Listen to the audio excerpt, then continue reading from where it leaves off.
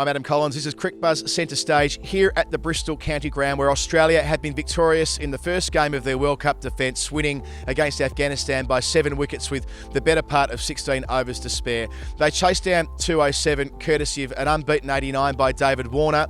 Mentioned yesterday, the first game of competitive cricket for Australia that Warner and Smith have played since their infamous ban in Cape Town 18 months ago. Warner, 89 off 114 balls, but that's more important is the red ink at the end. It didn't look at any stage as though he was going to go after the Afghanistan bowling, which was very good at different stages of today. They didn't do a lot wrong with the ball.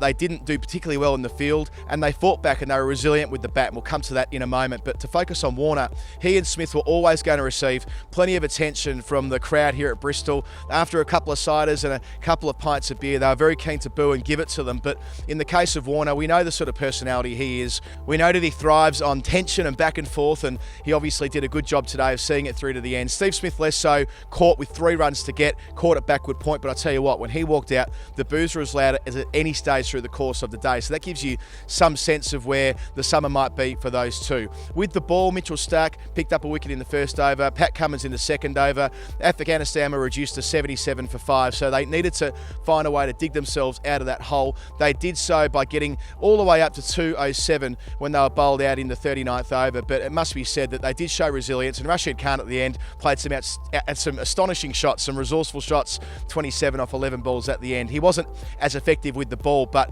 again, the Australian side, due to Aaron Finch, who piled on 66 in 49 balls off the top alongside Warner, they put on 96. They almost sealed the fate of this game by the end of the power play. And Adam Zampa, who picked up 3 wickets, was speaking after play and reflecting on how well they've prepared for the booing and the difficulty around the Smith and Warner situation. We've spoken a little bit about how we're going to handle that situation. It's obviously, we copped it in the warm-up game against England too, but I think we're expecting it, and to be fair, I think everyone's handling it really well. Honestly, we spoke about it during our camp in Brisbane, about how we're going to react to it, how we're going to handle it, and we haven't spoken about it since. I think we expected what we were going to cop, and I think all of us, to our credit, are just getting on with the job. You heard the boos today when Smithy went out there. It's call it what you want, disrespectful or just a part of the game. Either way, I think the way that us as players are handling it has been great. If you let it get to you, I suppose that's when something will happen. But I think, we're handling it really well at the moment. Gulbadin Naib is the captain of Afghanistan. He batted nicely at an important time. He bowled well too. He was able to summon his charges to put in a resilient effort with the bat. They weren't quite good enough today, but he knows that through the course of the tournament, given the way they've been playing in the lead-up and the way they qualified for this tournament, they're going to take a scalp at some stage. Yeah, definitely we can playing this kind of against this kind of team. So you should be take a positive things from them. So they can't give you any single chance of mistakes. So obviously we have a tough matches upcoming. Every team for especially for us is a tough team. So we just waiting for our turn.